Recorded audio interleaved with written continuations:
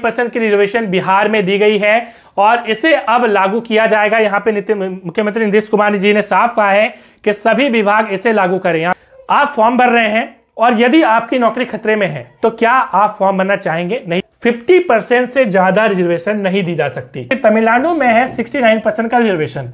देखिए नमस्कार दोस्तों, आज की वीडियो में बात करने वाले हैं 75% की रिजर्वेशन बिहार में दी गई है और इसे अब लागू किया जाएगा। यहाँ पे मुख्यमंत्री नीतीश कुमार जी ने साफ कहा है कि सभी विभाग इसे लागू करें। यहाँ पे आप देख सकते हैं। तो इस पे हम बात करेंगे, क्या बिहार एसएससी की बात करते हैं इंटर लेवल की, क्या उसमें यह प्रभाव डालेगा? साथ ही साथ यदि हम बीपीएससी की बात करें टीचर में, उसमें ये प्रभावित करेगा या नहीं, या बीपीएससी की जो आने वाली वैकेंसीज हैं यदि हम बात करें सिविल सर्विसेज की, क्या उसमें भी ये प्रभाव डालने वाला है, इस पर हम बात करेंगे। साथ ही साथ यदि हम बात करें कि अभी तक की सुप्रीम कोर्ट की क्या डिसीजन रही हैं, उसको समझना काफी जरूरी है क्योंकि कई सारे राज्य इसको कोशिश कर चुके हैं। जैसे हम बात करें महाराष्ट्र की, तो महाराष्ट्र भी ये कोशिश कर चुका है मगर उसमें विफलता आई है। तो वो केस क्या इससे सिमिलर है या अलग है, उस पर भी बात करेंगे। साथ ही साथ 69% की रिजर्वेशन की हम बात करें तो ऑलरेडी तमिलनाडु में एग्जिस्ट करती है। तो सवाल उठता है जब तमिलनाडु में है तो बिहार में क्यों नहीं? ये भी एक महत्वपूर्ण सवाल है, उसमें भी हम बात करेंगे। क्या तमिलनाडु में कुछ विशेष संशोधन हुए थे, उस पर भी हम पूरी चर्चा करेंगे। तो वीडियो बहुत इंपॉर्टेंट होगी।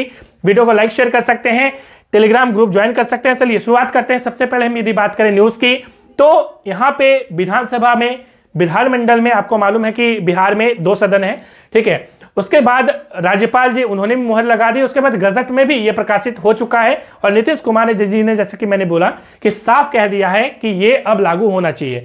अब यदि रिजर्वेशन पैटर्न की बात करें तो बिहार में 75% रिजर्वेशन अब कुछ इस प्रकार से दिया जाएगा जैसा कि आप यहाँ पे देख पा रहे हैं। अब यदि हम बात करें तो अभी तक 60% रिजर्वेशन बिहार में था, जो कि काफी महत्वपूर्ण है आपको समझना। देखिए अभी तक की सुप्रीम कोर्ट की क्या जजमेंट रही है उस पर हम एक नजर डाल देते हैं, तो अब आपको चीजें समझ में आएंगी। क्योंकि देखिए आप फॉर्म भर रहे हैं और यदि आपकी नौकरी खतरे में है तो क्या आप फॉर्म भरना चाहेंगे? नहीं चाहेंगे। इसलिए मैं इस वीडियो को बनाया हूं। तो यहाँ पे हम लोग एक एक चीजों को डिटेल में डिस्कस करेंगे। अभी तक की जो सुप्रीम कोर्ट की जजमेंट आई है 16 नवंबर, यदि हम बात करें 1992 की, तो 16 नवंबर 1992 को एक केस आया था जिसका नाम है Indira Sahni versus union of India. इस केस में सुप्रीम कोर्ट ने कहा था कि 50% से ज्यादा रिजर्वेशन नहीं दी जा सकती। ये बातें यहाँ पे सुप्रीम कोर्ट ने कही थी, मगर यहाँ पे मैं बोलना चाहूंगा कि यहाँ पे सुप्रीम कोर्ट ने साथ में ये लिख दिया था एक्सेप्शन में कि 50% से ज्यादा जो रिजर्वेशन है वो दी जा सकती है, मगर स्पेशल सर्कमस्टांसेस, उन्होंने एक वर्ड यूज किया था, विशेष परिस्थिति में 50% से ज्यादा सीटें दी जा सकती हैं। ठीक है, आपको मालूम है कि 50% से ज्यादा सीटें रिजर्व नहीं करी जाती, जो है ऐसा जब यहाँ पे सुप्रीम कोर्ट ने कहा था। तो आपको मालूम है कि अभी जो 60% का रिजर्वेशन है, ईडब्ल्यूएस का जो रिजर्वेशन है वो क्या है, तो 50% को क्रॉस कर रहा है। तो इसके लिए आपको मालूम है कि ये ऑलरेडी संविधान में संशोधन हो चुका है, इसके लिए ऑलरेडी आर्टिकल जुड़े हुए हैं, जिसके कारण यह संवैधानिक हो गया, विशेष परिस्थिति बताई गई है।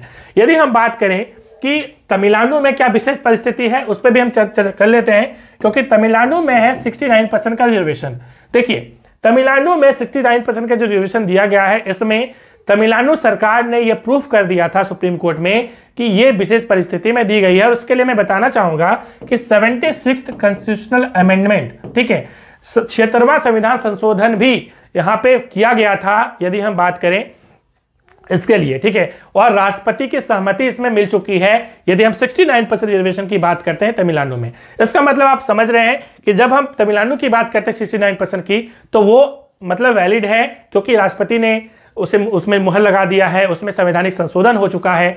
अब हम लोग बात कर लेते हैं यहाँ पे काफी महत्वपूर्ण कि भाई रिजर्वेशन जब मराठा में 50% क्रॉस कर रहा था, तो मराठा रिजर्वेशन जो है सुप्रीम कोर्ट ने रद्द कर दिया। इसके पीछे क्या कारण रहा है? देखिए जब यहाँ पे मराठा रिजर्वेशन की बात हो रही थी, सुप्रीम कोर्ट में मामला गया, तो सुप्रीम कोर्ट में जो पक्ष है जो मराठा रिजर्वेशन देने की बात कर रहा था, मतलब सरकार देने की बात कर रही थी, तो सरकार यह विफल रही कि यह विशेष परिस्थिति में दी गई है। ठीक है, तो यहाँ पे सुप्रीम कोर्ट ने कहा कि आप मराठा के लिए अलग रिजर्वेशन क्यों दे रहे हैं, आप ओबीसी, एससी, एसटी, ईडब्ल्यूएस इसी में डाल दीजिए आप, जिसमें वो बिलोंग करते हैं। ठीक है, इस प्रकार की बात करी गई थी। तो जिसके कारण यहाँ पे चूंकि ये 50% को क्रॉस भी कर रहा था, तो यहाँ पे सुप्रीम कोर्ट ने इसे स्ट्रक डाउन कर दिया, रद्द कर दिया। अब हम लोग बात कर रहे थे बिहार की।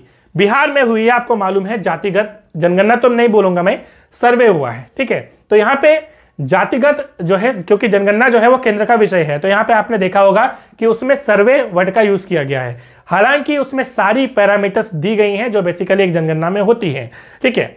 तो यहाँ पे अब बिहार सरकार के पास एक पूरा डेटा है कि हमारे यहाँ इतनी जो है गरीब लोग हैं, इतने यहाँ पे ये सारी जातियों के लोग हैं, तो ये डेटा अब सुप्रीम कोर्ट में जब ये मामला जाएगा तो ये बिहार सरकार दिखा सकती है, ठीक है। तो अब यदि हम बात करें सुप्रीम कोर्ट इसे मानेगी या नहीं मानेगी, क्या संवैधानिक इसे मान सकती है या नहीं मान सकती है, इस पे हम यदि बात करें तो आपको यह समझना काफी महत्वपूर्ण होगा कि इसमें सुप्रीम कोर्ट ने इसके पहले जो जजमेंट दिया था Indira Sahni versus union of India का, जिसमें बताया था कि 50% से ज्यादा रिजर्वेशन नहीं दी जा सकती, उसमें 9 जजों की बेंच थी। तो अब एक नया जो है बेंच इसके लिए बन सकता है यदि मामला सुप्रीम कोर्ट गया, संभावना तो है जाएगी ही, ठीक है। तो इसमें 11 जजों की बेंच जो है इसमें अब सुनवाई, यदि इसके लिए स्पेशल एक जो है बेंच बनाई जाएगी जो सुनवाई कर सकती है, और उसमें बात होगी कि सुप्रीम कोर्ट इसे मानती है या नहीं मानती है। क्योंकि इसमें कोई अभी तक संवैधानिक संशोधन नहीं हुए हैं, तो उम्मीद कुछ भी हो सकता है, मतलब कि इसमें हो सकता है कि सुप्रीम कोर्ट इसके रद्द भी कर दे, या सुप्रीम कोर्ट इसमें क्या डिसीजन लेंगे तो सुप्रीम कोर्ट के ऊपर है, क्योंकि मैं कोई जज हूं नहीं। तो अभी तक की क्या चीजें हैं आपको मालूम हो गई, और इसमें आपकी क्या राय है वो कमेंट में जरूर साझा करिएगा। साथ ही साथ यदि हम बात करें अभी कि क्या अभी जो ऑनगोइंग वैकेंसीज हैं यदि बिहार एसएससी इंटर लेवल की, उसमें क्या ये मतलब कि इफेक्ट डालेगा। देखिए अभी फिलहाल जो फॉर्म फिलअप ऑलरेडी हो चुका है उसमें तो ये आपको देखने को नहीं मिलेगा इम्पैक्ट, मगर यदि कोई भी फॉर्म अभी फिलअप नहीं हुआ है तो उसमें हो सकता है कि इसको डाल दिया जाए, क्योंकि ये अभी तत्काल प्रभावी हो चुका है। तो हो सकता है कि उसमें आपको एक नई नोटिफिकेशन मिल जाए और उसमें ये इंप्लीमेंट करती हुई सरकार दिख जाए। यदि हम बात करें बीपीएससी की, तो बीपीएससी की आने वाली जो फॉर्म फिलअप होगी, चाहे टीचर की बात करें, चाहे हम बात करें सिविल सर्विसेज की, तो उसमें आपको ये देखने को मिल सकता है, जैसा कि हमने ऑलरेडी कह दिया है। तो मिलते हैं नेक्स्ट वीडियो में। Thanks for watching.